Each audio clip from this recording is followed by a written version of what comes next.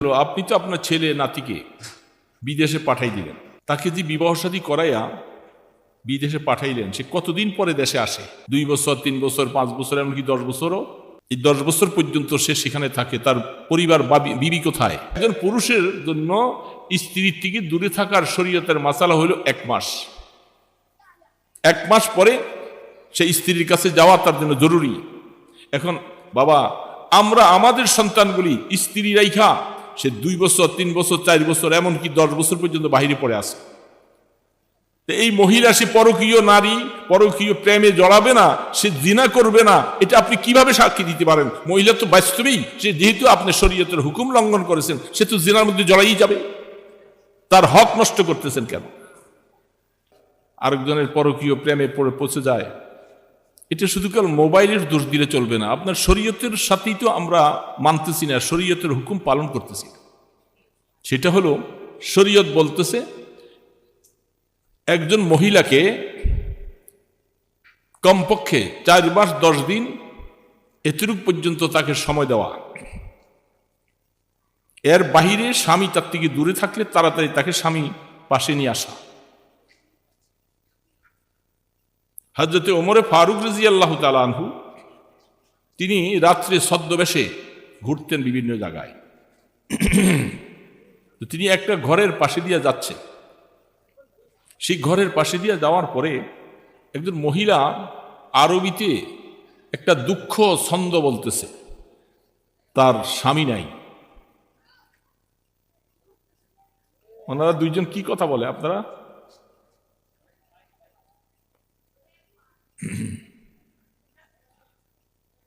মহিলার স্বামী দূরে, এই জন্য মহিলা আক্ষেপে দুঃখে অনেক সময় মনের ব্যথা উজাড় করে বলতেছে। খলিফাতুল মুসলিমিন ওমরে ফারুক রাদিয়াল্লাহু তাআলা আনহু খবর নিলেন যে মহিলাটার স্বামী দূরে আছে অনেকদিন। তখন থেকেই ওমরে ফারুক রাদিয়াল্লাহু তাআলা আনহুর খেলাফতকালে তিনি সৈন্যদের জন্য আইন করে দিলেন, 1 মাস, 2 মাস, 3 মাস, 4 মাসের অধিক কোনো পুরুষ স্ত্রীর থেকে দূরে থাকতে পারবে না। সৈন্যদের জন্য এটা নিষেধ করে দিয়েছে।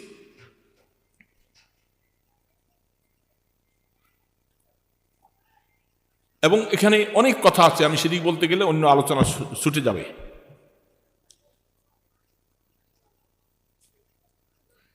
মহিলা শরীয়তের মাসালা অনুযায়ী আয-যানি ওয়াজ-যানিয়াতু ফাজলিদু কুল্লা ওয়াহিদিন মিয়াতু জালদা। সেখানে এই আয়াতের তাফসীর দেখলে বোঝা যাবে, আল্লাহ সুবহানাহু ওয়া তাআলা জেনাকারিনী মহিলার কথা আগে বলছে।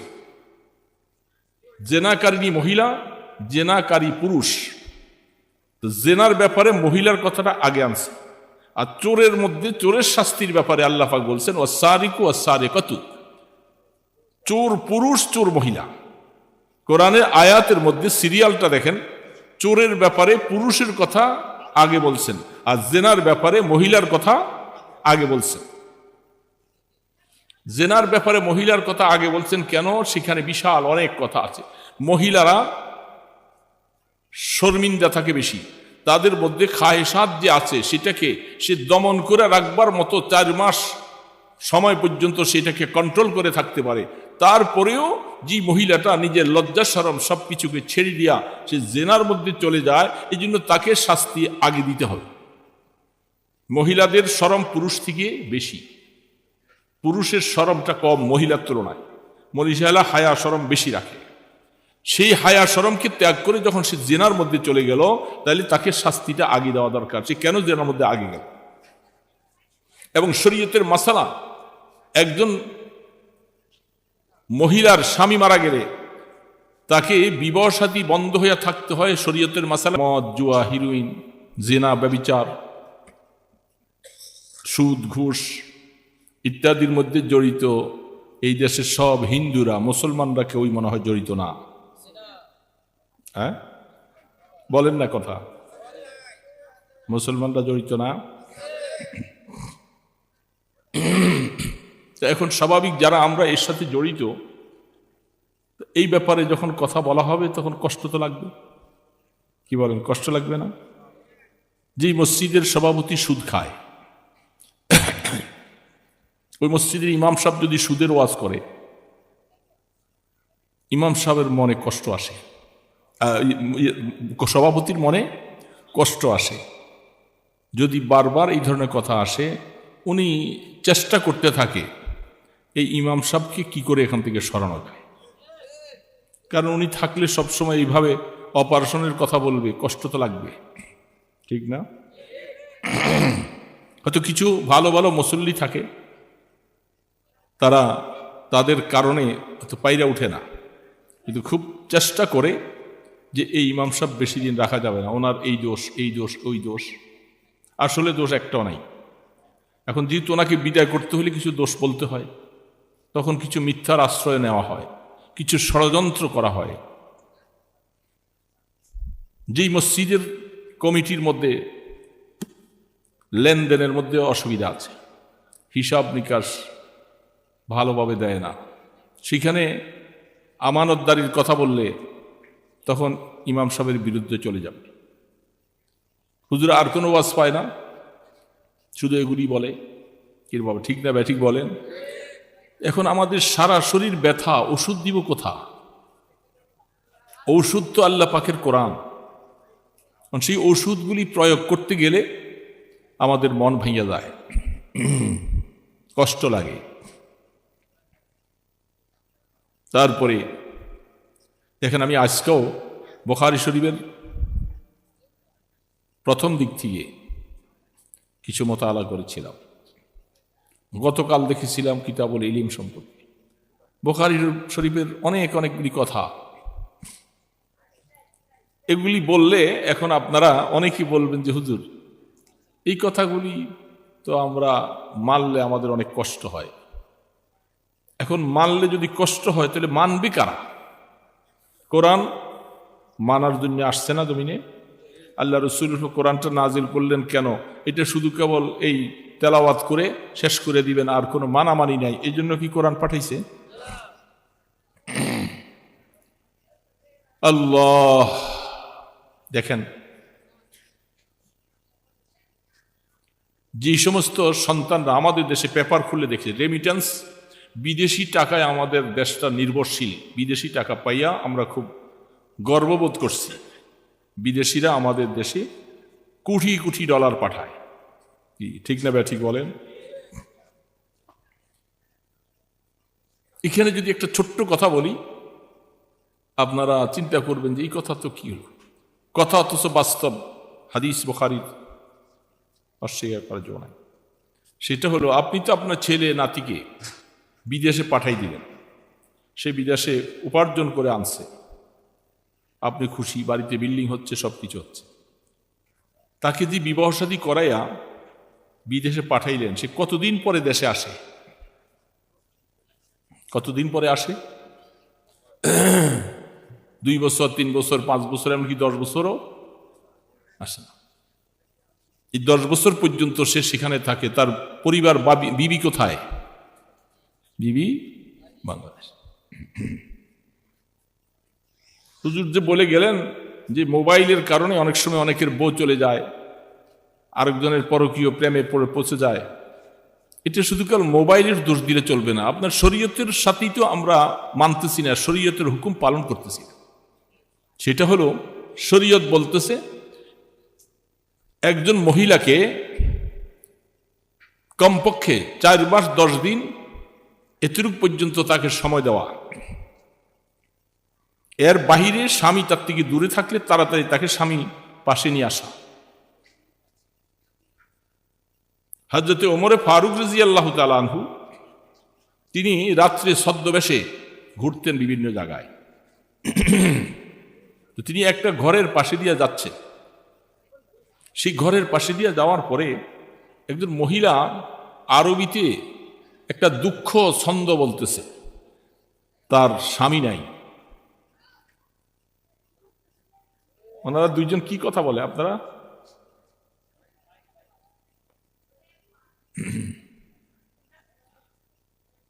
মহিলার স্বামী দূরে, এই জন্য মহিলা আক্ষেপে দুঃখে অনেক সময় মনের ব্যথা উজাড় করে বলতেছে। খলিফাতুল মুসলিমিন ওমরে ফারুক রাদিয়াল্লাহু তাআলা আনহু খবর নিলেন যে মহিলাটার স্বামী দূরে আছে অনেক দিন।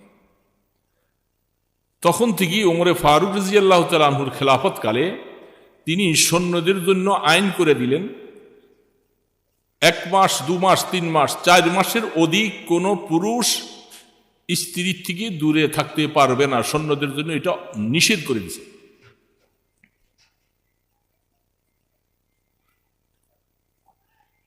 এবং এখানে অনেক কথা আছে, আমি সেদিক বলতে গেলে অন্য আলোচনা ছুটে যাবে।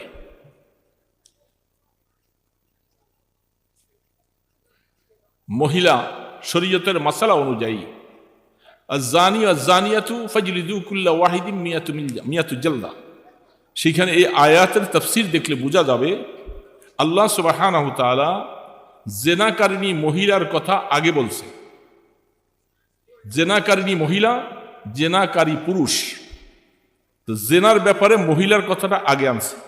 আর চোরের মধ্যে চোরের শাস্তির ব্যাপারে আল্লাহ পাক বলছেন ওয়াস-সারিকু ওয়াস-সারিকাতু, চোর পুরুষ চোর মহিলা। কোরআনের আয়াতের মধ্যে সিরিয়ালটা দেখেন, চোরের ব্যাপারে পুরুষের কথা আগে বলছেন আর জেনার ব্যাপারে মহিলার কথা আগে বলছেন। জেনার ব্যাপারে মহিলার কথা আগে বলছেন কেন? সেখানে বিশাল অনেক কথা আছে। মহিলারা শর্মিন্দা থাকে বেশি, তাদের মধ্যে খায়েশাত যে আছে সেটাকে সে দমন করে রাখবার মতো 4 মাস সময় পর্যন্ত সেটাকে কন্ট্রোল করে থাকতে পারে। তারপরেও যে মহিলাটা নিজের লজ্জা শরম সবকিছুকে ছেড়ে দিয়া সে জেনার মধ্যে চলে যায়, এই জন্য তাকে শাস্তি আগে দিতে হবে। মহিলাদের শরম পুরুষ থেকে বেশি, পুরুষের শরমটা কম মহিলার তুলনায়। মহিলা হায়া শরম বেশি রাখে, সেই হায়া শরমকে ত্যাগ করে যখন সে জেনার মধ্যে চলে গেল, তাহলে তাকে শাস্তিটা আগে দেওয়া দরকার। সে কেন জেনার মধ্যে আগে গেল? এবং শরীয়তের মাসালা, একজন মহিলার স্বামী মারা গেলে তাকে বিবাহ শাদী বন্ধ হয়ে থাকতে হয়। শরীয়তের মাসালা কতদিন বাবা বলেন তো? কারেন্ট গেছে গা, ইন্না লিল্লাহি ওয়া ইন্না ইলাইহি। শরীয়তের মাসালা, কোরআনের মাসালা হলো 4 মাস 10 দিন পর্যন্ত এই মহিলা ভালো সুন্দর কাপড় স্বর্ণ অলঙ্কার আদি এগুলি পড়তে পারবে না, স্বামীর শোক পালন করবে। শরীয়তের মাসালা হলো 4 মাস। বলেন না কয় মাস? এই মাসালা জানা আছে তো? স্বামী মারা গেলে এই মহিলাকে ইদ্যত পালন করতে হয় কোরআনের ভাষায় 4 মাস 10 দিন। অনেক মহিলারা মাসালা জানে না, পুরুষরাও মাসালা জানে না। মহিলা এখনো কানের মধ্যে তার অলঙ্কার আছে, হাতে স্বর্ণের চুড়ি আছে, সে সৌন্দর্য পোশাক পরে পরে চলে। শরীয়তের মাসালা বলে তোমার জন্য এটা নাজায়েজ। তোমার স্বামী মারা যাওয়ার পরে 4 মাস 10 দিন পর্যন্ত তোমাকে শোক পালন করতে হবে। তুমি স্বর্ণ অলঙ্কার দিয়ে এগুলি সব খুলে ফেলতে হবে। স্বামীর শোক পালন করে তোমাকে 4 মাস 10 দিন অতিবাহিত করতে হবে। মাসালাটা বুঝছেন তো? এখন আমাদের সমাজে এটা চালু আছে না নাকি? সর্ব জায়গায় চালু নাই, কারণ এই মাসালাটা কোরআনের মাসালাটা আলোচনা আসে। তো আল্লাহ রাব্বুল আলামিন বলছেন একজন পুরুষ, তার জন্য শরীয়তের মাসালা হলো সে 1 মাস পর্যন্ত স্ত্রীর থেকে দূরে থাকার হুকুম। 1 মাসের ভিতরে তাকে স্ত্রীর সাথে তার মেলামেশা হওয়ার জরুরি। এই জন্য শরীয়তের মাসালা বলছে মেয়েরা যেহেতু 4 মাস 10 দিন পর্যন্ত থাকতে পারে, তার জন্য শরীয়তের মাসালা বলে এই জন্য বলতেছেন ফানকিহু মা তাবা লাকুম মিনান নিসাই মাসনা ওয়া সুলাসা ওয়া রুবা। এই জন্য শরীয়তে পুরুষের জন্য 4 জন পরিবার বিবাহ করা হালাল। আলহামদুলিল্লাহ। এগুলি অনেক অনেক কথা, এগুলি বলতে সময়ের কথা। এই জন্য একজন পুরুষের জন্য স্ত্রীর থেকে দূরে থাকার শরীয়তের মাসালা হলো 1 মাস। 1 মাস পরে সেই স্ত্রীর কাছে যাওয়া তার জন্য জরুরি। এখন বাবা, আমরা আমাদের সন্তানগুলি স্ত্রী রাইখা সে 2 বছর 3 বছর 4 বছর এমনকি 10 বছর পর্যন্ত বাহিরে পড়ে আসে। তো এই মহিলা সে পরকীয় নারী, পরকীয় প্রেমে জড়াবে না, সে জিনা করবে না, এটা আপনি কিভাবে সাক্ষী দিতে পারেন? মহিলা তো বাস্তবেই সে যেহেতু আপনি শরীয়তের হুকুম লঙ্ঘন করেছেন, সে তো জিনার মধ্যে জড়াই যাবে। তার হক নষ্ট করতেছেন কেন? কে রে বাবা বলেন?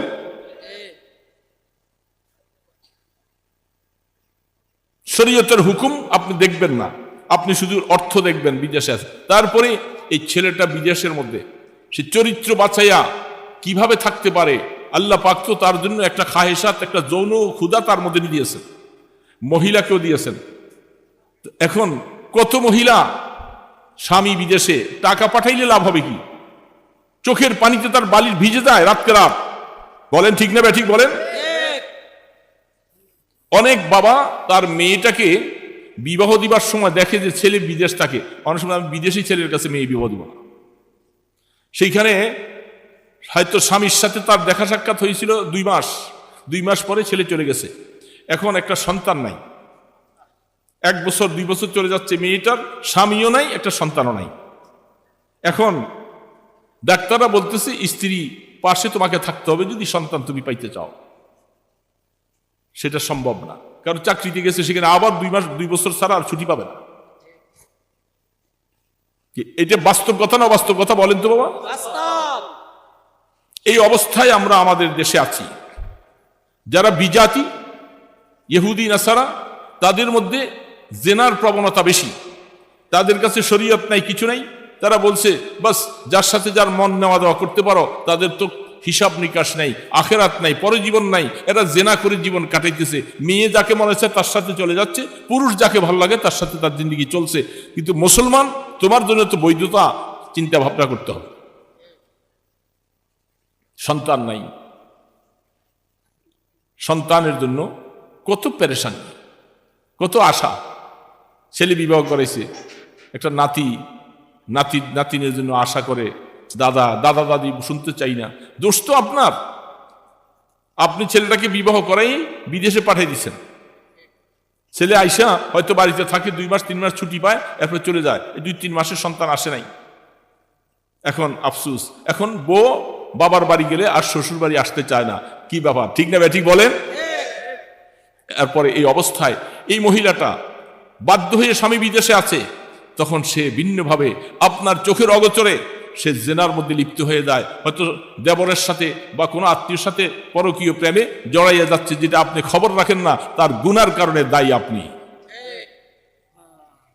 দোস্ত, শরীয়ত আপনাকে বলছিল এই অবস্থা, আপনি বিদেশ করবেন তো আপনার পরিবারকে সাথে নিয়ে রাখেন। এখন এই ধরনের পরিস্থিতি আমাদের দেশে নাই। আমি কতজনকে খবর নিয়ে দেখলাম, জেদ্দাতে এক লোক 18 বৎসর থাকে, তাকে বললাম যে 18 বৎসর আপনি বাড়ির যান না, ব্যাপারটা কি, কিভাবে থাকেন? তার বাড়ির থেকে তার পরিবার কত কান্না। একটা মেয়ে ছিল, মেয়েটাও সব কান্দে, আব্বু তোমাকে দেখতে মনে চায়, কিন্তু আফসুস হলো সেই আসতে চায় না, আসবে না। এখন এই যে অবস্থা, এখন আপনি তো দোষ দিয়া দিলেন, হ্যাঁ এই জেনা করে, এই বেবিচারি করে, তো কোরআন আইন আমরা লঙ্ঘন করেছি, তো জেনা বেবিচার তো করতেছে না। শরীয়ত বাবাকে বলছে যদি তোমার মেয়ে বিবাহের উপযুক্ত হয়, ছেলে যদি বিবাহের উপযুক্ত হয়, তাড়াতাড়ি করে তাদেরকে ভালো জায়গার মধ্যে বিবাহ শাদী করাও। তা না করো যদি তুমি দেরি করতেছ, আর মেয়েটা কোনো গুনায় জড়িয়ে যায়, ছেলে যদি গুনার সাথে জড়িয়ে যায়, যা গুনাহ হবে সব তোমার বাবার আর মায়ের হবে, মা বাবার হবে। কেন তুমি সময় মতো তোমার ছেলেকে বিবাহ করাইলে না? মেয়েটাকে পাত্র পাইলা, কেন তাকে বিবাহ দিলা না? বড় আফসোস লাগে বাবা। এই জন্য আমি একটু বললাম যে নেসার সাহেব তো বলে গেছে অনেকগুলি কথা, সারা শরীর আমার ব্যথা, আমি ওষুধ দিব কোথা?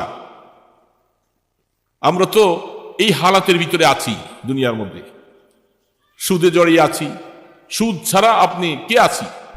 ম্যাক্সিমাম জমিন আমাদের দেশে কটে লাগায়, এটারে কি করে, কট কয়, কট লাগায় না জমিন। ওই লোকের থেকে 5 লক্ষ টাকা আনলেন, তুমি এই জমিনটা আমার এই 1 বিঘা জমিন অথবা 1 কানি জমিন তুমি খাও, আমি যখন টাকা দিতে পারবো কি তখন জমিন কিরে বাবা বলেন না, আপনাদের দেশে আছে না? আমি যখন টাকা দিতে পারবো তখন জমিনটা ফেরত নেব। এবং যখন টাকা দিতে যাবেন সে কয় হাজার টাকা আপনার থেকে কম নেয়, বলেন না কেন? হাই বল, 1 টাকাও কম শরীয়তে। তাহলে সে এই 50 লাখ টাকা, আপনার 10 লাখ টাকা, 5 লাখ টাকা সে কিসের বিনিময়ে আপনি ব্যবহার করলেন? জমিনের ব্যবস্থা। জমিন তো আবার সে তাকে খাইতে দিচ্ছেন কতদিন, যে কদিন টাকা দিতে পারেন। আপনি 1 বছর 2 বছর পরে টাকা দিলেন, 1-2 বছর পরে টাকা দিতে গেলেন, সে টাকা নিয়ে গেল পুরাটাই, তো আপনার জমিন খাইল কৃষির বিনিময়ে, আর আপনি টাকা ব্যবহার করলেন কৃষির হালাতের ভিতরে, দুইটার মধ্যে সুদ ঢুকে গেছে। শরীয়ত বলে যে এই লেনদেন সম্পূর্ণ হারাম। আরে বাবা, কিভাবে আমাদের ওয়াজে তাসির করবে? হারাম বক্ষম খাইয়া এই অবস্থা আমাদের দেশে অহরহ চলছে। আমরা তো বেশি দূরের না, যদিও নারায়ণগঞ্জ থেকে আসি, আমরা আপনাদের চাঁদপুর জেলার মানুষ। কচুয়া রহিমানগর এলাকায় আমাদের বাড়ি। সেইখানে আমরা তো আমাদের দেশের অবস্থা বুঝি। এই জমিনের কর দেওয়া 1 টাকাও কম নিবে না। 1 টাকাও যখন কম নিবে না, আপনি জমিন খাইলেন 1 বছর, কৃষির বিনিময়ে খাইলেন, টাকা তো আপনি পুরে নিয়ে গেলেন, টাকা তো পুরে নিয়ে গেলেন, তো 1 বছর জমিন খাইলেন, জমিটা কৃষির বিনিময়ে খাইলেন। সম্পূর্ণ শরীয়তে এই ধরনের পন্থা না জায়েজ। বৎসরে হিসাবে 3 বছর একটা কর্তন যাইতে হবে। সামাজিক হিসাবে সিস্টেমে এই 1 বছরে এতটুকু জমিন আমি খাইলে আমার থেকে 2000 টাকা বা 1000 টাকা 3000 টাকা কর্তন যাইতে হবে, তাহলে শরীয়তে হালাল হবে। তা না হলে আপনাদের উভয়জনের লেনদেনটা হারাম। কিরে বাবা, বাজারের মধ্যে ছোট ছোট দোকানে সব সুদি কাজ কারবার, ছোট ছোট মুদি দোকানকেও দেয়। গ্রামীণ ব্যাংক, ক্যারিটাস, আশা, এই সমস্ত ছোট ছোট দোকানদারকে 5000 টাকা, মুরগির খামার করে 10,000 টাকা 20,000 টাকা দেয় কি দেয় না? মাসে মাসে এত টাকা সুদ দিতে হবে। মহিলারা পর্যন্ত এই ব্যবসায় জড়িয়ে গেছে। ঠিক না ব্যাঠিক বলেন? সুদের 1 টাকা নবী আলাইহিস সালাতু ওয়াস সালাম বলছেন, খোলে দেখেন বুখারী শরীফ, সুদের 1 টাকা যদি জেনে বুঝে কেউ খাইল, আপন মায়ের সাথে 70 বার জিনা করার সমপরিমাণ গুনাহ হবে। এরকম সুদ তো আমাদের রন্ধ্রে রন্ধ্রে ঢুকেছে। এখন নামাজ ভালো লাগবে না। আল্লাহ রসুল বলতেছেন, আল্লাহ পাক বলতেছে, তোমার খাবার যদি হারাম হয়, তোমার পোশাক যদি হারাম হয়, তুমি যদি আল্লাহকে রব রব বলে ডাকতে থাকো, আল্লাহ বলে তোমার ডাক আমার আসমানে উঠবে না।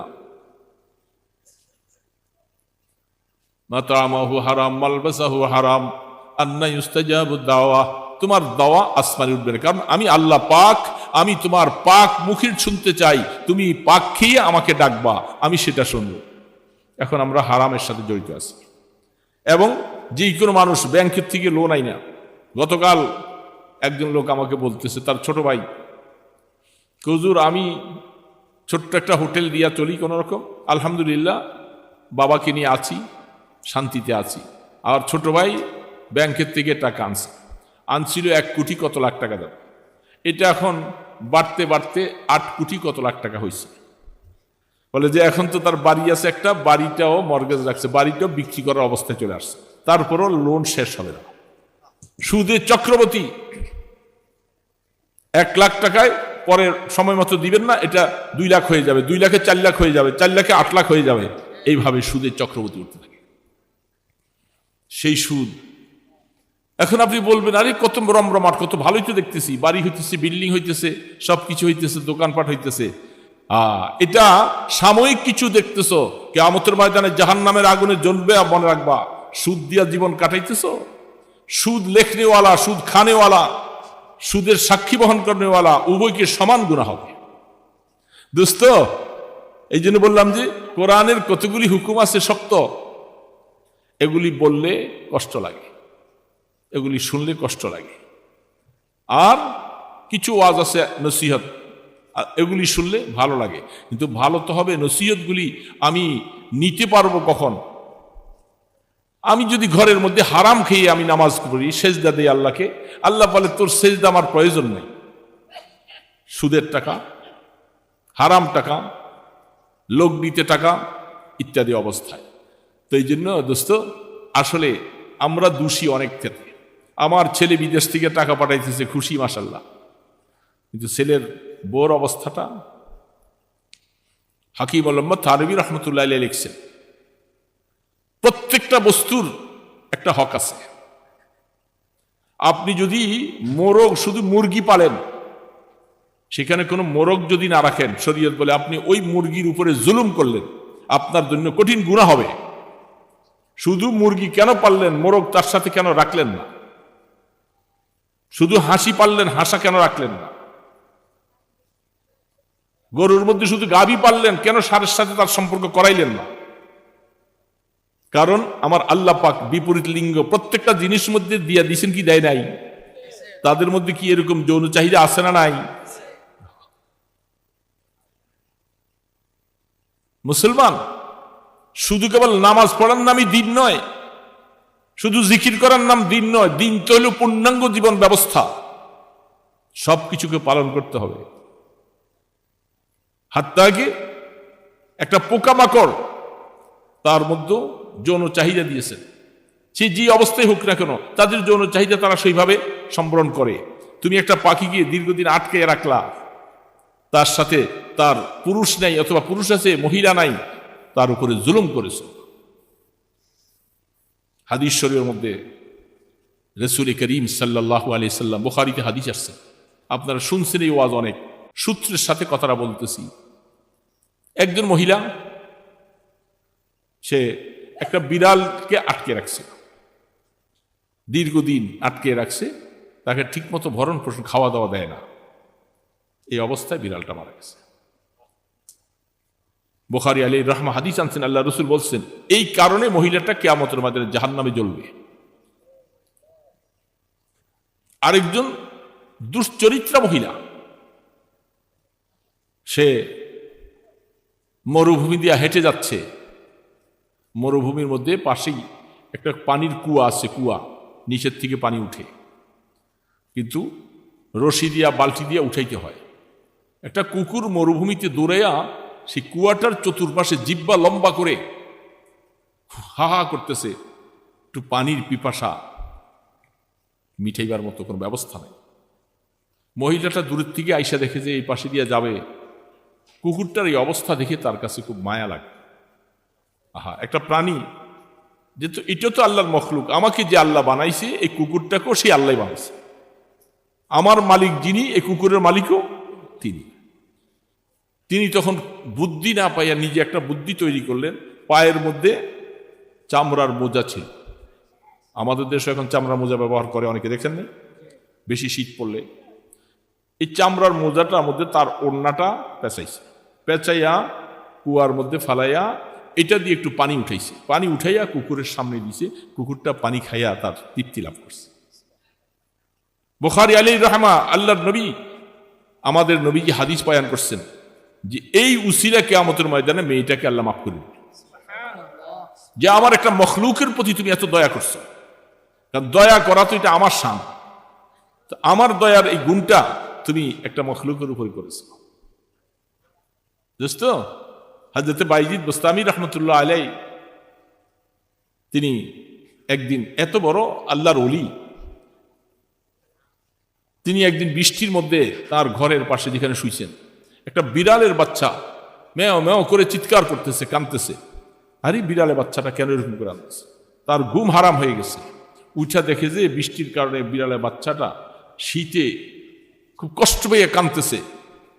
তিনি বাচ্চাটাকে, হযরত বাইজিদ বুস্তামি রহমতুল্লাহ আলাইহি, তিনি বিড়ালের বাচ্চাটাকে উঠাই না, কাপড় দিয়া মুইসা পরিষ্কার করে তার কম্বলের সাথে তিনি রাখছে। বিড়ালের বাচ্চাটা এই আরাম পাইসা, গরম হয়েছে শরীরটা, সকালবেলা তাকে খানা টানা খাওয়াই ছেড়ে দিয়েছে।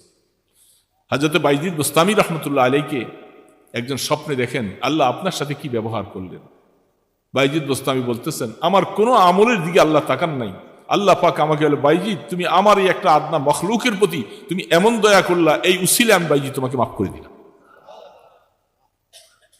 দোস্ত, আল্লাহর একটা সৃষ্টিজীবের প্রতি এমন দয়া। তো সেই জায়গার মধ্যে সৃষ্টিজীবগুলাকে আপনি এইভাবে আটকে রাখবেন।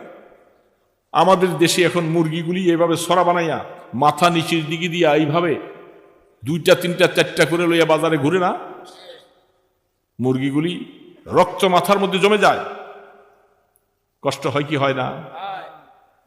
শরীয়ত বলতেছে তোমার জন্য হালাল করছি, ঠিক আছে, কিন্তু তাকে কষ্ট দিতে তো বলি নাই তোমাকে।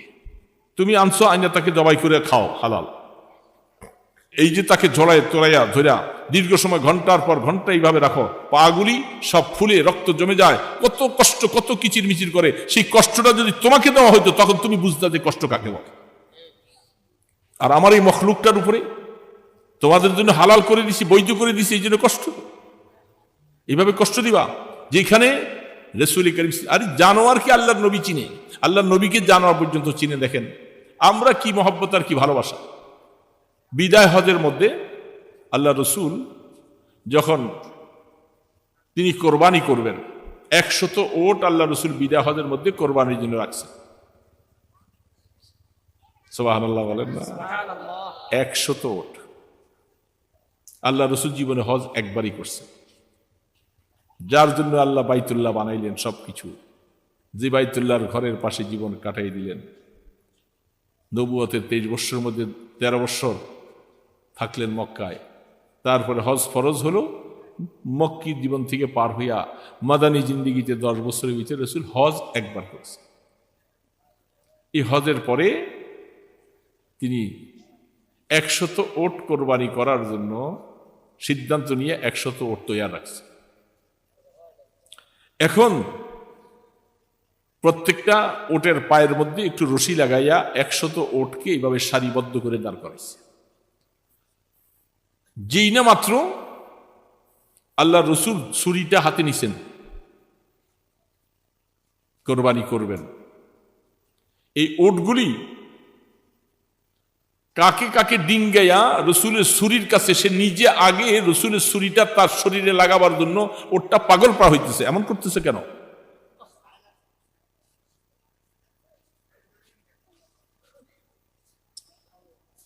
তো বলতেছিলাম ওটগুলি দোস্ত, ওটগুলি কেমনে বুঝলো যে আল্লাহ রসুল 63টা ওট নিজের হাতে জবাই করবেন? আল্লাহ রসুলের হায়াত কতদিন বলেন না, কতদিন? 63 বৎসর।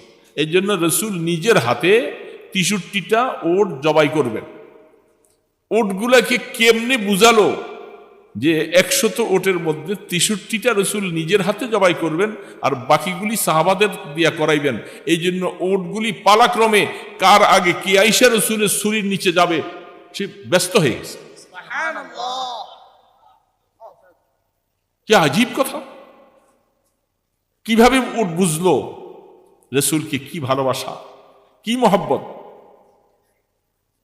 সেই মহব্বতের তাকা যায় যে রসুলের হাতে আমি জবাই হব, নিজের জীবনটার দিকে তাকাই নেই, রসুলের হাতে জবাই হবে। 63টা ওট রসুল জবাই করলেন, বাকিগুলি হয়তো তোমরে ফারুক রাদিয়াল্লাহু তাআলা আনহু দিয়া জবাই করাইছে। যে ওটগুলি রসুলের হাতে জবাই হয়েছে এগুলি বেশি ধন্য না? আরে দোস্ত, জানোয়ার নবীকে চিনছে, আমরা জানোয়ারকে চিনি না।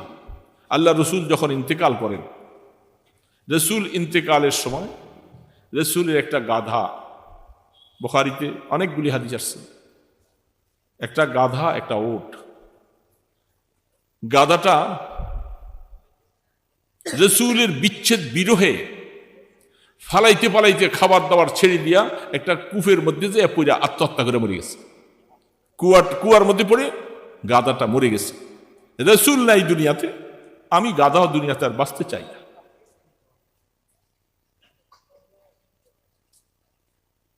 ওটটা খাবার পানি ছেড়ে দিছে, খাবার তার সামনে পানি নিতেছে, ওর চোখগুলি বেয়ে বেয়ে পানি পড়তেছে, কান্নার পানি পড়তেছে। ওট খায় নাই, না খাইয়া খাইয়া ওটটা এই অবস্থায় মারা গেছে। কিরে বাবা, জানোয়ার কেমন ভাবে আল্লাহ রসুলকে ভালোবাসছে! জানোয়ার, তার মধ্যে কি অনুভূতি নাই? নাই অনুভূতি? অনুভূতি না থাকলে সে রসুলের বিচ্ছেদ বিরহে সে খাবার ছেড়ে দিয়ে মরে গেল, জীবন শেষ করে। রসুল নেই, আমি আর বাঁচতে চাই না। যেই জানোয়ারের এত অনুভূতি, যেখানে গাছ পর্যন্ত উস্তনে হান্নানা, যে গাছের সাথে আল্লাহ রসুল হেলান দিয়া খুতবা পড়তেন, যখন মিম্বর তৈরি হলো তিনি মিম্বরে চলে গেলেন, আর খেজুর গাছটা ওটের বাচ্চার মতো ফুনফুন করে কান্না শুরু করছে। মসজিদের মধ্যে ওটের বাচ্চা যেরকম করে কান্দে, কান্নার আওয়াজ। রাসূল বলতেছে এই আওয়াজ কোত্থেকে আসে? ওটের বাচ্চা তো মসজিদে নাই। পরে দেখতেছে যে খেজুর গাছটা রাসূল হেলান দিতেন, খেজুর গাছটার থেকে এরকম কান্নার আওয়াজ আসে, আর খেজুর গাছটা বাইয়ে বাইয়া পানি পড়তেছে। আল্লাহ রসুল মিম্বর থেকে নাইমা খেজুর গাছটার মধ্যে হাত রাখা খেজুর গাছটাকে মুছে সান্ত্বনা দিলেন আর বলছে এই গাছটাকে তোমরা উঠাও, উঠে এটাকে দাফন করে দাও। এই খেজুর গাছটা কিয়ামতের ময়দানে আল্লাহ পাক একে নবীর প্রেমের কারণে তাকে আল্লাহ পাক জান্নাতের বাগানের মধ্যে তাকে লাগাই দিবে। একটা গাছ, তার মধ্যে অনুভূতি কত, একটা জানোয়ার, তার মধ্যে কি অনুভূতি। আমরা বুঝি অনুভূতি বলা পাই না। এই মুরগিগুলি কষ্ট দেই। একটা গরুকে হাদিসের মধ্যে আসছে, গরুটা জবাই করার সময় ধারাল ছুরি দিয়ে জবাই করবা, কষ্ট দিবা না তাকে, কোরবানি করবা সওয়াব কামাই করার জন্য, কিন্তু তাকে কষ্ট দিও না। সেই মুরগিগুলি আমরা এত কষ্ট দিচ্ছি, ছড়া বানায় এইভাবে করে, কি কিচির মিচির করে, কি কষ্ট। মুসলমান, এই কষ্টের দায় তুমি দিতে পারো না। এই জন্য বলতেছিলাম প্রত্যেকটা জিনিসে হক আছে, শুধু কেবল নামাজ পড়ার নামে দিন নয়। হক্কুল ইবাদ, হক্কুল্লাহ, আল্লাহর হক আদায় করতে হবে, বন্দার হক আদায় করতে হবে। বন্দার হক আদায় করতে যাইয়া ছেলের কি হক, মায়ের কি হক, স্ত্রীর কি হক, প্রতিবেশীর কি হক, প্রত্যেকের হক আদায় করতে হবে, তাহলেই মুসলমান হওয়া যাবে। তো রং না বাবা, প্রতিবেশীর হক। রাসূল বলছে তুমি যদি ঘরের মধ্যে গোশত পাকাও, গোশতের মধ্যে একটু সুরা বেশি দিও। হাদিসে আসছে, ইহুদের আছে না এগুলি হাদিসে। কারণ তাকে গোশত যদি তোমার প্রতিবেশীকে দিতে নাও পারো, তাহলে কমপক্ষে তারা একটু সুরা হইল দিও তোমার প্রতিবেশী। রাসূল করিম সাল্লাল্লাহু আলাইহি সাল্লাম ইরশাদ ফরমান, আমার কাছে জিবরিল আলাইহিস সালাম আসছেন 24,000 বার। সুবহানাল্লাহ বলবেন না মুসলমান? কোন নবীর কাছে আসে 2 বার, 3 বার, 10 বার, 15 বার, আর আপনার আমার নবীজির কাছে আসছে 24,000 বার। রাসূল বলতেছেন যতবার জিবরিল আসছে প্রত্যেকটা বার আমাকে যাইবার সময় প্রতিবেশীর হক সম্পর্কে আমাকে বলে যায়। প্রত্যেকটা বার আমি আশ্চর্য হয়ে গেলাম, প্রত্যেকটা বার প্রতিবেশীর হক সম্পর্কে আমাকে বলে। সেই জন্য রাসূল বলছেন তুমি পেট ভরে খাও, আর তোমার প্রতিবেশী যদি না খেয়ে সে সারা রাত কাটাইয়ে দেয়, তার কাছে খানার কোনো ব্যবস্থা নাই, বাল বাচ্চা নিয়ে বহুত কষ্টে আছে, সে খেতে পায় না, তুমি জান্নাতে যাইতে কষ্ট হবে। প্রতিবেশী, হাত্তা কি রাসূলুল্লাহর প্রতিবেশী তো যদি তোমার গায়রে মুসলিমও হয়, তবু প্রতিবেশীর একটা হক আছে তোমার উপরে। ওয়াবিল জারি জিল কুরবা ওয়াল জারি জিল জুনুব, কোরআনে আল্লাহ সুবহানাহু ওয়া তাআলা বলছেন। আমি তো আয়াত পড়তেছি না, শুধু আপনার কথাগুলি বলতেছি। কোরআন বলছে হাত্তা কি যদি তুমি একটা রিকশায় উঠছো, গাড়িতে উঠছো, 2টা সিট, তুমি আগে উঠছো, তুমি যে পরে উঠছো, তো তুমি সিট তো 2 জনের সমান, পয়সা সমান না, সিটও তো সমান। তুমি আগে যে একবারে সারাইয়া বেশি করে বসে রইলা, পরে ওলা যে বসতে জায়গা পায়, তার যদি বলে যে ভাই একটু চাপেন না, আর চাপা যাবে না, পারলে বসনে উঠে যান, কি গরম হয়ে যায়। অল জারিজিল জুনুব, কোরআনের আয়াত বলতেছেন তোমার যে পাশে বসছো এই জায়গার মধ্যে আল্লাহ পাক তোমাকে একটা হক দিয়েছে, প্রতিবেশীর হক আদায় করো। কোরআন তো আমরা বুঝি না বাবা, বুঝতেও যাই না।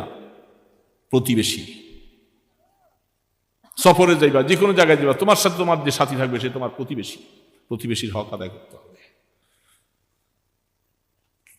তাহলে সেই হিসাবে হাত্তাকে আপনি আপনার ছেলে, আপনি মাশাআল্লাহ এই যে কমলার দিন আসছে, আমের দিন আসছে, সুন্দর সুন্দর আপনার ছেলে, আপনি পয়সা আছে আম কমলা কিনে বাড়িতে এনে রাখছেন, আপনার ছেলেদের হাতে দিলেন, নাতিদের হাতে দিলেন, এটা নিয়ে বাহিরে নিয়ে ঘুরে খায়।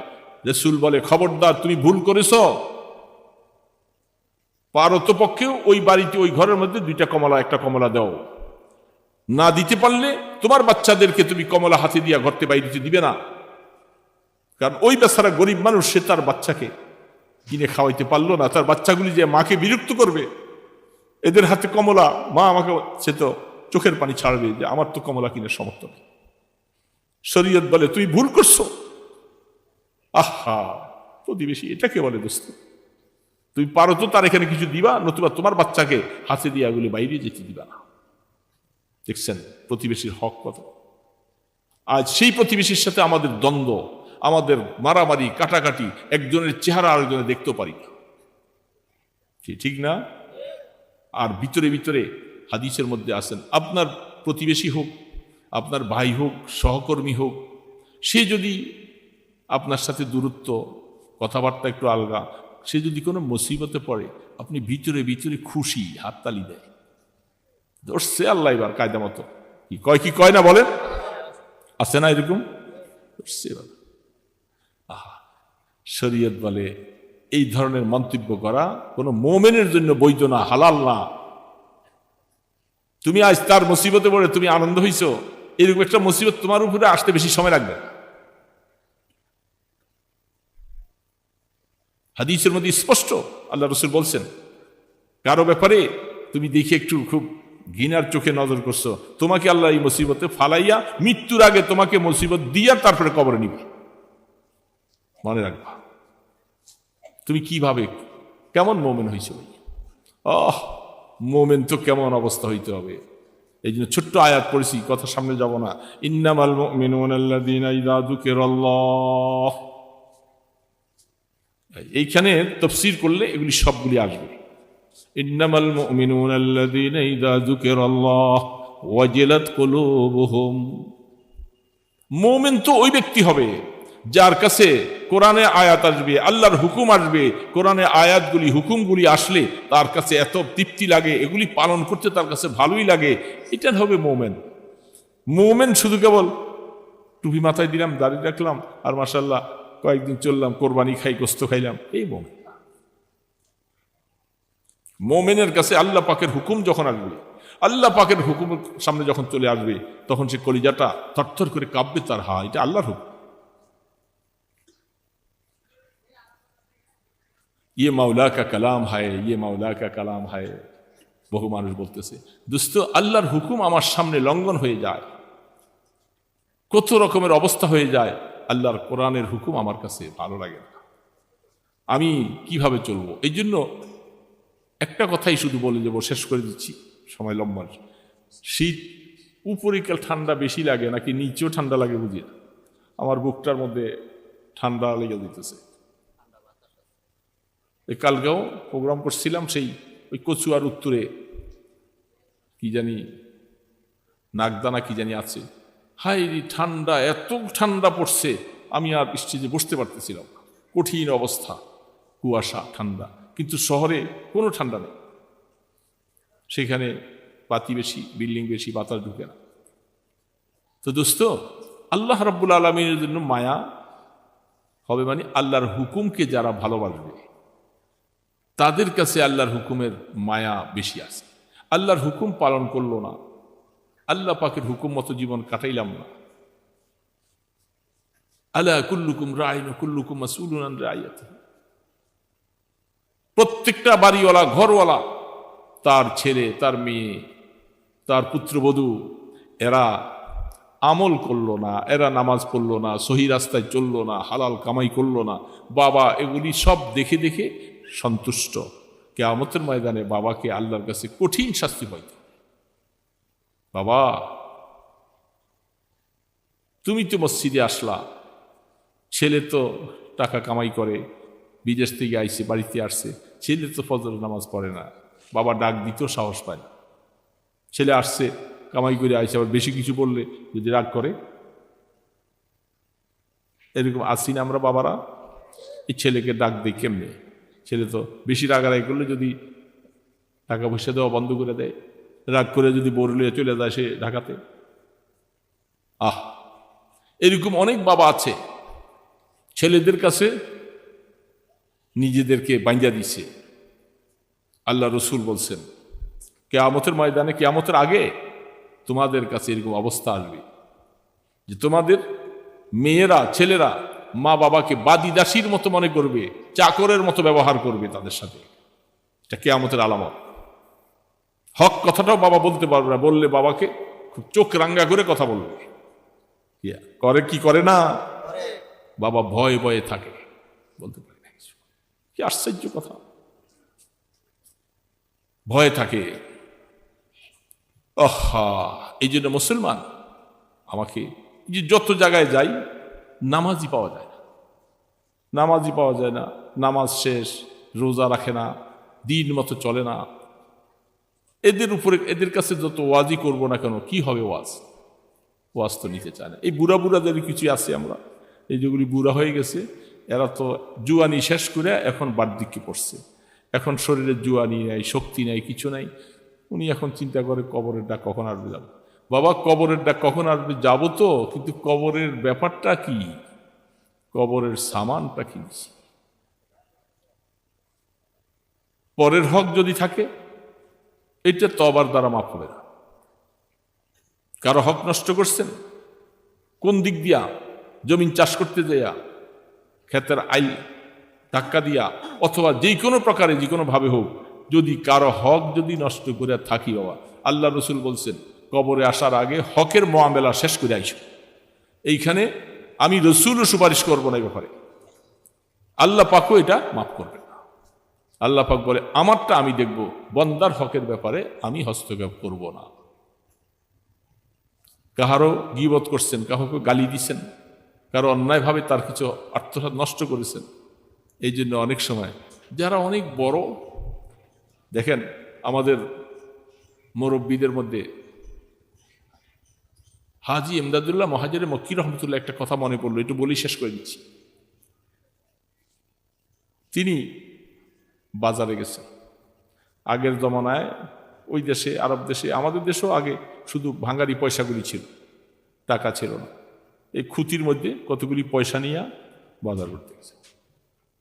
বাজার করতে যাওয়ার পরে দুই একটা দোকানে বাজার করছে, চোরা হুজুরের ব্যাগের পিছনে পড়ছে, একটু ভিড় পড়ছে, ব্যাগটা টান দিয়ে হাতে নিয়ে গেছে,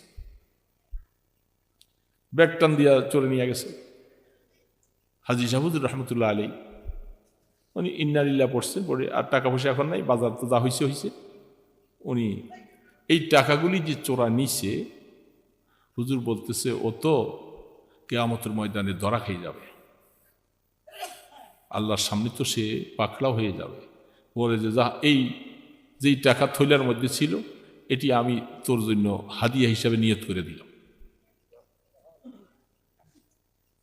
বুঝেন নাই ব্যাপারটা? চোরে জানেও না, কিছু না, হুজুর দেখছে যে এই লোকটা ধরা পড়ে যাবে কেমন। দুনিয়াতে তোর টাকা ক্ষমতা ছিল, নিয়ে গেছে টান দিয়ে, এই টাকাটা ওর জন্য আমি হালাল করে দিছি, যা। চোরা তার জানে না, চোরা যে টাকা থইলা নিছে ওইখানে দাঁড়ায় গেছে। মানুষ সব চলে যেতেছে, আস্তে আস্তে যেতেছে, হায় হায়, চোরার একটা কদমও আর কোনো দিকে দেওয়ার মতো ক্ষমতা নাই। পথ দেখে না কোনো দিকে। মানুষ চলে যাওয়ার পর দাঁড়িয়ে এই লোকটা যে কোন সময় থেকে দাঁড়াই আছে এখানে, কি ব্যাপার, যা জিজ্ঞাসা করে, এই মিয়া তুমি এখানে দাঁড়াইছো কেন এত সময় পর্যন্ত, তুমি যাও না কেন এখানে? চোরা বলতেছে ভাই আমি তো চোখে কিছু দেখি না। তো কোথায় তোমার বাড়ি, কোথায় কি খোঁজ খবর নিয়ে দেখছে, বাড়ি অমুক জায়গায়, তো যাও। তো আর ঘটনাটা কি, বলে আমি এইখানে একজন হুজুর বাজার করতে আসছিল, আমি ওনার এই টাকার থৈলাটা চুরি করে নিয়ে গেছি। নিয়ে যাওয়ার পরের থেকে আমি রাস্তা দেখা বন্ধ হয়ে গেছে, আমি আর চোখে কিছু দেখি না। খবর লইছে, দোকানদারদেরকে জিজ্ঞাসা করলেন যে হুজুর কে আসছিল বাজার করতে এখানে, আপনাদের তে সদাই টদাই কিনছে। সবাই বলছে হাজী সাহেব হুজুর, হাজী ইমদাদুল্লাহ মহাজের মক্কি রহমতুল্লাহ আলাই। তখন সবাই বলতো কাম তো তুমি সারছো, তুমি মানুষ ছিল নাই, চুরি করছো যে বুঝে শুনে চুরি করা দরকার ছিল, তুমি তো চোখে দেখবা না, তুমি রাস্তা পাইবা না খুঁজা। কি করা, তুমি এখান থেকে নিয়ত করো হুজুরের টাকাটা তাড়াতাড়ি আবার যাইবা, হুজুরের বাড়ির যাইবা, টাকাও দিবা, মাপ চাইয়া ক্ষমা লই আইবা, এই নিয়ত করলে হয়তো আল্লাহ তোমার রাস্তা খুলে দিবে। সেইখান থেকে বৈশা নিয়ত করতেছে, ভুল তো করছি, আমি তো আর হুজুরে চিনি না, টাকা পাইছি লয়ে গেছি, আল্লাহ আমি এমন তবা করছি আর করব না, তোমার অলির কাছে আমি যাব, মাপ চাও।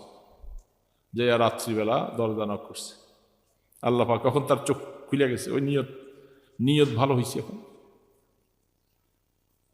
হুজুর জিজ্ঞাসা করছি, রাত্রে কে তুমি? কে? হুজুর দরজাটা খোলেন। আরে বাবা দরজা খুলো, কে তুমি? হুজুর আমি তো আপনার ওই চোর, যে আমি আপনার টাকাটা যে বাজার থেকে নিয়ে গেছি আমি। হুজুর বলতেছে, ওই টাকা তোমার জন্য আমি হালাল করে দিছি, যাও যাও চলে যাও, মাফ করে দিছি। সে বলে যে হুজুর আমি যাব না, যতক্ষণ পর্যন্ত আমি আপনি একটু দরজা খোলেন, আমি আপনার সাথে কথা না বলা পর্যন্ত। হুজুর বলে, এই রাত্রে তুমি কষ্ট দিলা? জামিলা উঠছে, উঠে দাঁড়াইছে, আসার পরে পট করে হুজুর পায়ের মধ্যে জড়িয়ে ধরছে। হুজুর আমি চিনতে পারিনি। হুজুর না, চিনো নাই, আমাকে বুঝতে পারে, আমাকে চিনতে পারো নাই, এরকম কোনো মানুষের হক এইভাবে আর জীবনে করবা না, এটা ওয়াদা। আমাকে চিনতে পারো না দিকে আমার হয়তো আর নিবে না কোনোদিন, এটা জীবনে কোনোদিন আর এভাবে কারো হক নিব না, আমি তোমাকে এটা মাফ করে দিছি, যাও, এটা তোমার জন্য হালাল চলতেছে। সুস্থ হয়ে গেছে, ভালো হয়ে ফিরে আসছে। এই জন্য অনেক আল্লাহ আল্লাহরা দেখে অনেক সময় চোরে কিছু লইয়া গেছে, ওই বেটারে আটকে রেখে কি লাভ হবে, আমি তো আখেরাতে সওয়াব পাবো আল্লাহর কাছে, মাফ করে দিচ্ছি না। এরকম বহু মানুষ অনেক সময় আছে। এই জন্য পরের হক যদি কোনো আমরা কারো কাছে পাওনা থাকি, মাফ করে দিলে আল্লাহ আমাকেও মাফ করে দিবে। আর যদি এটা পাকড়াও করে ধরে রাখতে চাই, কিয়ামতের ময়দানে সে সওয়াব দিবে, আমিও তো আবার আরেকজনের কাছে এরকম জানা আছি। এই জন্য পরের হকের ব্যাপারে সবসময় খেয়াল রাখবো। পরের হক যেই কোনোভাবে হোক, গীবত করছি, গালিগালাজ করছি, আল্লাহ রসুল বলছেন, উম্মত এগুলি মুআমেলা শেষ কইরা কবরে আইসো, নতুবা কিয়ামতের ময়দানে যা কিছু করছো সব দিয়া দিত। কঠিন মাসালা। এই জন্য দোস্ত, আমি অন্যদিকে ওয়াজে গেলাম না, এই কথাগুলি বললাম যে আমাদেরকে প্রতিবেশী হক আদায় করতে হবে। আমি নিজে যেন নিজের ঘরগুলোকে ঠিক করি, ছেলে মেয়েদেরকে। আর যাদের ছেলে পেলে বিদেশে থাকে, সন্তানকে বিদেশে পাঠাইবেন বিবাহ শাদী করাইবার আগে। বিবাহ শাদী করুক, 2-4 বছর বিবাহ শাদী করে আসুক, আর দুনিয়াদারি করে আসুক, আশা করি। এরপরে যারা বিবাহ শাদী করছো, এরা বউ বেটি ফালাই ফিয়া বিদেশে পড়ে থাকবা। আগের দিনে শুধু কেবল তবলিগোলাদেরকে কাইলি, হ্যাঁ তবলিগোলা 3 চিল্লে জায়গায় এরা বউ বেটি ফালাই ফিয়া দিয়া। কে বলছে করে এই তবলিগ করতে জায়েজ কিনা? তোমাদের জন্য জায়েজ, তবলিগোলাগুলিকে জায়েজ না। হ্যাঁ, তুমি যে 5 বছর 7 বছর ধরে থাকো বউ বেটি ফালাইয়া, এটা জায়েজ? হ্যাঁ, এটা জায়েজ নাই দোস্ত, জায়েজ নাই। যেন বোঝার জন্য আমরা চেষ্টা করব। আল্লাহ সুবহানাহু ওয়া তাআলা এই ছোটাফাটা কিছু কথা আমাদেরকে আমল করার তৌফিক দান করেন। জিন্দিগি তো গড়াইতে হবে বাবা, চলেই যাবো দুনিয়ার থেকে। এই জন্য আখেরাতের কিছু সামান নিয়ে যাওয়া দরকার, নতুবা তো সেদিন কি হবে জানি না, কি মুআমেলা হবে আল্লাহর কাছে। আল্লাহ পাক আমাদেরকে এই ছোটখাটো কথাগুলি সংশোধন হয়ে আল্লাহর কাছে খাঁটি তওবা করে কবরে যাওয়ার তৌফিক দান করেন। আস্তাগফিরুল্লাহ আল্লাযী লা ইলাহা ইল্লা হুয়াল হাইয়ুল কাইয়্যুম ওয়া আতুবু ইলাইহি। আস্তাগফিরুল্লাহ আল হাইয়ুল কাইয়্যুম ওয়া আতুবু ইলাইহি। আস্তাগফিরুল্লাহ আল্লাযী লা ইলাহা ইল্লা হুয়াল হাইয়ুল কাইয়্যুম ওয়া আতুবু ইলাইহি। লা হাওলা ওয়া লা কুওয়াতা ইল্লা বিল্লাহিল আলিয়্যিল আযীম। আল্লাহুম্মা সাল্লি আলা মুহাম্মাদ ওয়া আলা আলিহি ওয়া আসহাবিহি ওয়া বারিক ওয়া সাল্লিম। আলহামদুলিল্লাহি রাব্বিল আলামিন। والصلاة والسلام على أشرف الأنبياء والمرسلين. يا حي يا قيوم برحمتك نستغيث أصلح لنا شأننا كله ولا تكلنا إلى أنفسنا طرفة عين. اللهم لا أحصي ثناء عليك أنت كما أثنيت على نفسك. اللهم آت نفسي تقواها أنت خير من زكاها. এ মাওলা, রাত্র অনেক হয়ে গেছে, কনকনে শীতের মধ্যে তোমার বান্দাগুলি বসে আছে মাওলা। আল্লাহ তাকাইয়া দেখো, বুড়া বুড়া মুরব্বীরা বসে আছে। আল্লাহ গুনাহ তো অনেক করে ফেলছি মাওলা, গুনার দিকে তাকাইলে তোমার রাগ উঠবে। দয়া করে আমাদের গুনাহগুলোর দিকে না তাকাইয়া আল্লাহ তোমার গোলাম হিসাবে আমাদেরকে মাফ করে দাও আল্লাহ। আল্লাহ, আমরা সবাই কবরের যাত্রী হব। আল্লাহ, তোমার কোরআনের কথাগুলি শুনলে, নিষেধের কথাগুলি শুনলে তো ভয় পাই, সাহস হারা হয়ে যায়। আল্লাহ এই গুনাহ নিয়া কবরে কেমনে যাব মাওলা। আল্লাহ তুমি দয়া করে আমাদেরকে মাফ করে দাও, আমাদের তওবাকে কবুল করে নাও। যতদিন বেঁচে থাকি আল্লাহ বেশি বেশি করে তওবা করে গুনাহগুলি মাফ করাইয়া কবরে যাওয়ার তৌফিক দিও আল্লাহ। আমাদের মা বাবাকে মাফ করে দাও, আমাদের দাদা দাদি নানা নানি, আমাদের ভাই বোন আত্মীয় স্বজন সকলকে মাফ করে দাও আল্লাহ। আয় আল্লাহ, আয় আল্লাহ, এই এলাকার মধ্যে ঘরে ঘরে কোরআনের হাওয়া চালু করে দাও আল্লাহ। এই মাদ্রাসা মসজিদকে কবুল করে নাও আল্লাহ। সহি তালিমের ব্যবস্থা করে দাও, ছাত্র উস্তাদ সকলকে মেহনত করে আল্লাহ আপনার দ্বীনের খেদমত করার তৌফিক দান করে দাও। ইয়া আল্লাহ এই মাহফিলকে কবুল করো, যারা আয়োজন করেছে সবার দান খয়রাত মেহনতকে কবুল করো আল্লাহ। যখন দুনিয়ার থেকে নিবার জন্য ডাক দিবা আল্লাহ ঈমানের সাথে আমাদের মওত দিও আল্লাহ। ইয়া আল্লাহ এই শীতের মধ্যে মওত হয়ে গেলে আল্লাহ অন্ধকার কবরে কেমনে থাকবো মাওলা, সেখানে কোনো বাতি নাই, কাপড় নাই, কিছু নাই আল্লাহ। তুমি কবরকে রহমতের কবর বানাইয়া দিও আল্লাহ। আয় আল্লাহ সোনার মদিনে আমাদের দুরুদ ও সালামের হাদিয়া পৌঁছাইয়া দাও। আয় আল্লাহ আপনার হাবিবের তোফাইলে আপনার ইসমে আজমের উসিলায় আমাদের দোয়াগুলি কবুল করে নাও। সাল্লাল্লাহু তাআলা আলা খায়রি খালকিহি মুহাম্মাদ ওয়া আলা আলিহি ওয়া আসহাবিহি আজমাইন বিরহমাতিকা ইয়া আরহামার রাহিমিন।